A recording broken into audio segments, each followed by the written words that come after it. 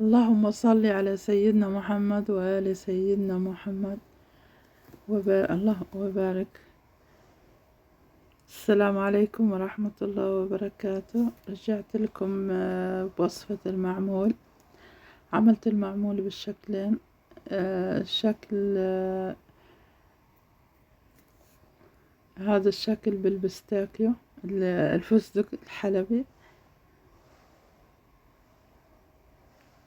والشكل الثاني بالتمر بالعجوة.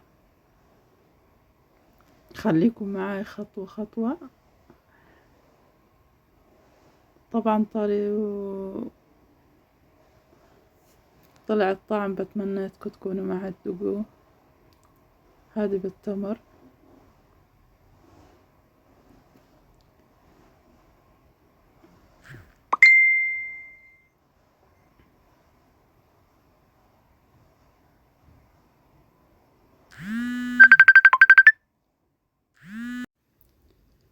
خدت كيلو سميد ناعم. هذه النوعية اللي استعملتها ناعم كتير، يعني كيلو ونص كيلو سميد خشن.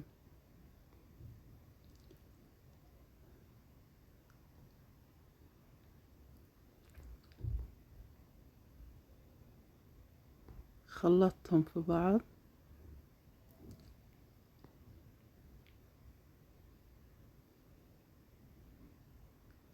حطيت عليهم السمنة. حطيت على الكيلو نص كيلو سمنة بعد ما بيتهم لتاني يوم. شوفوا لقيتهم كيف ريحتهم، ما شاء الله، ريحة السمنة.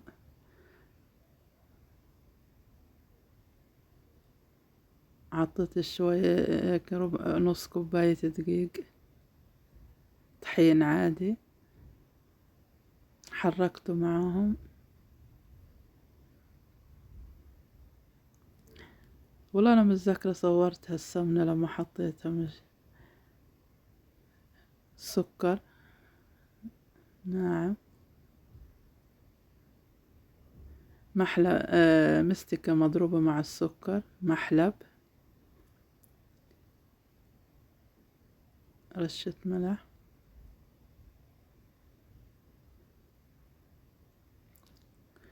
خلطت المقدار كله مع بعضه.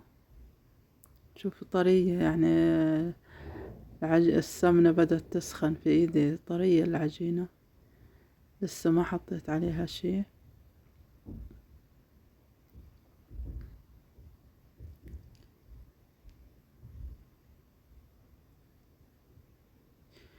كوباية مية فيها شوية خميرة، شوية عسل، قطر عسل شيرة، حركتهم في بعض.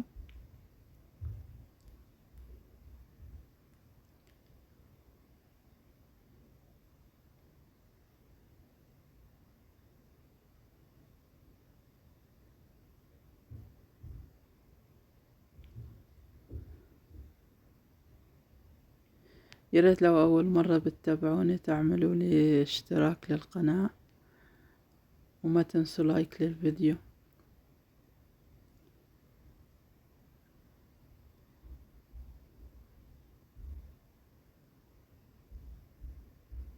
استعملت القلبين هذول، أخذتهم من الشيئا.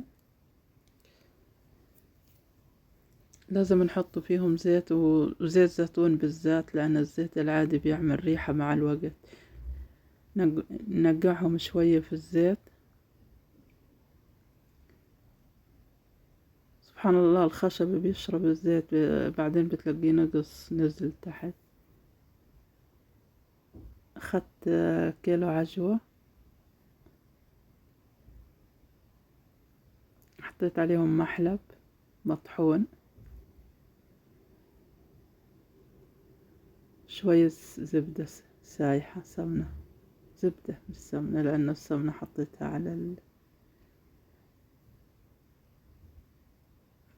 على السميد. شوية قطر،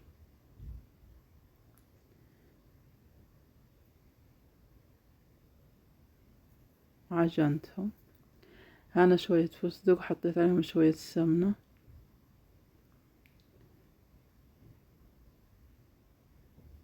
شوية سكر على الفستق والمكسرات بنحط سكر مطحون وشوية محلب. حطيت شوية قطر.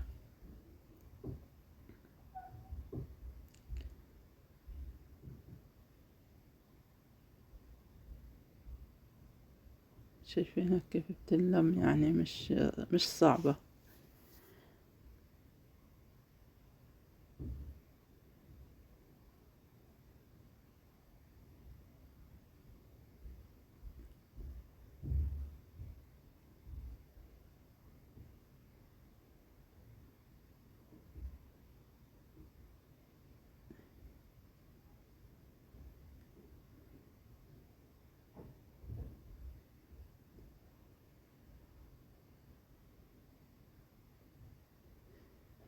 صعبة هيك. مش زي لما تكون مدورة بنكورها في الإيد وندخلها بس حبيت أوريكم واحدة أنا.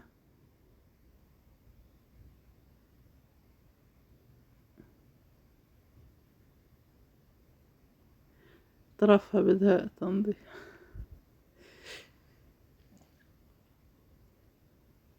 أنا عملت اللي بالفستق النوع التاني على شكل ورقة، برضو بنفس الطريقة.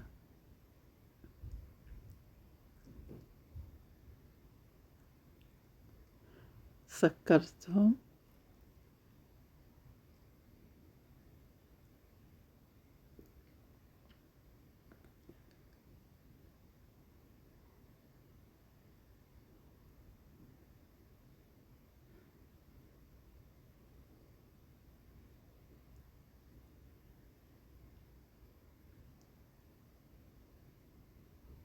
شفتوا محلهم.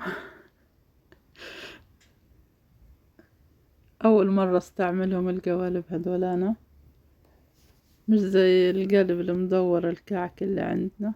عملت على شكل ورقة، وعملته على شكل المرسيدس اللي بيقولوا عليه الشكل التاني على شكل مثلث. يعني طعم حلو كتير. خليته لبرد شوية ورشيت عليه رشة بسيطة. للتصوير وراكوا البيت كله اليوم. اللهم صل على سيدنا محمد. لا تنسوا خبروني من وين بتتابعوني.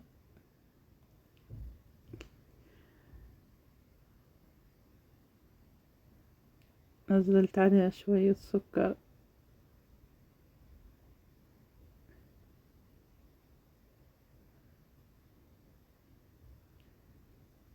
ان شاء الله صحتين وعافية، واتمنى انكم تجربوا طريقة سهلة وسريعة وان شاء الله تعجبكم يا رب.